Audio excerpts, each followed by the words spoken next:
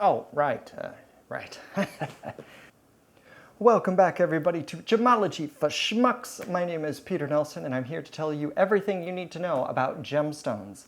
Now, last week we talked about the price of gemstones and how the different factors affect the price point of a gem. So what stones come out of the earth? How rare is that material? How dangerous is the rough? Are there certain unexpected traps as far as inclusions or things that you might find out after the stone is cut? What about the wholesale market? How much of a price war is going on there? And then after that, there's the retail price, basically the transit tax of going from gem producing areas into the other parts of the world. So that price pipeline is what we talked about last week. This week, what I would like to talk about is the sentimental value of gemstones. And so in order to talk about sentimental value, I want to tell you two stories. The first story is one that many of us are familiar with. So there's a loved grandmother in the family, and peace be upon her, she has passed away. Now the family is left with a ring. Now some people are like, okay, let's sell the ring, we'll divide up the cost. It's fair that way. Fair enough.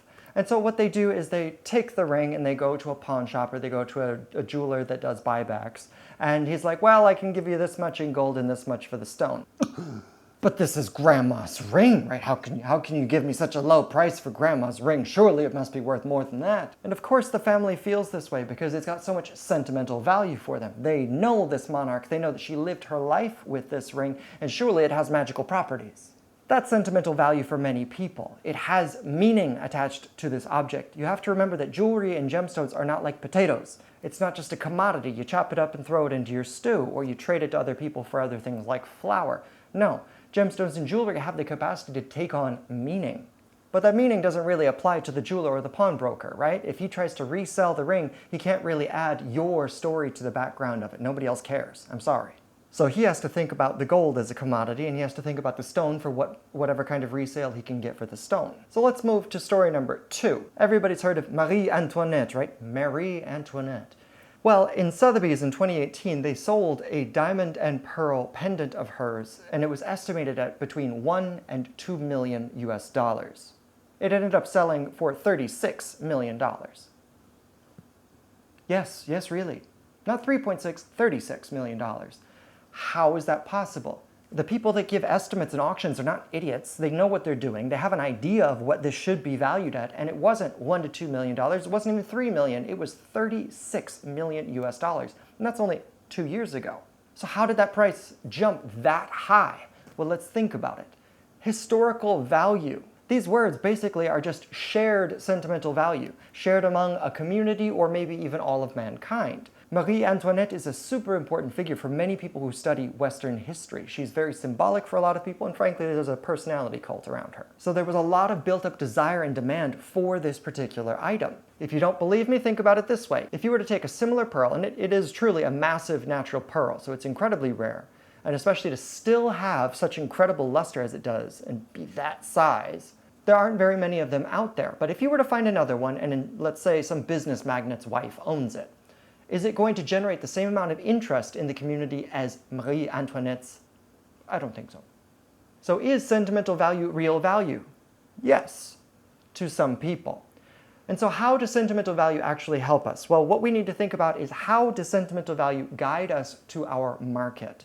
Sentimental value is real commercial value. It can be measured in money. However, you have to make sure that you get the product to the right market. And that's what sentimental value does for us. If we're capable of looking at this object and the sentimental value, the meaning that is attached to this object, we can find also the market for this object. If you feel strongly about an object, think about why is that? Is there something about your identity or your perception of history that guides you towards this object? If you can identify other members in that same group, then you know who to approach with this particular product. So let's go back to Grandma's ring for a moment. Maybe it would be better to approach different members of the family and see if there's somebody who is interested in keeping this heirloom treasure in the family.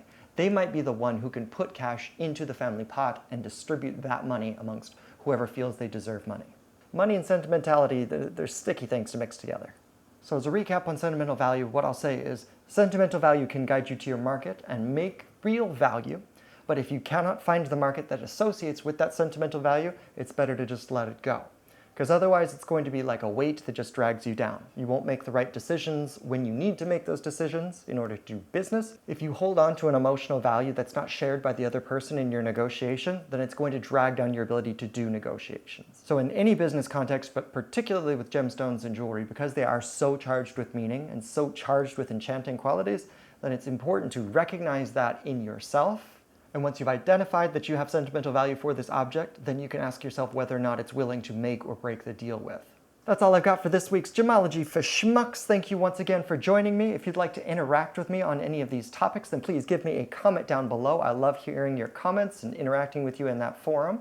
And if you enjoyed this, please hit the like button, hit the subscribe button, and tell all of your friends about it so that they too can learn in this time of lockdown. Don't forget to hug your loved ones. Don't spittle on them. Wear your mask. They're not as ugly as they seem, I promise. All right, now take care of yourselves, and I'll see you next time. Bye-bye.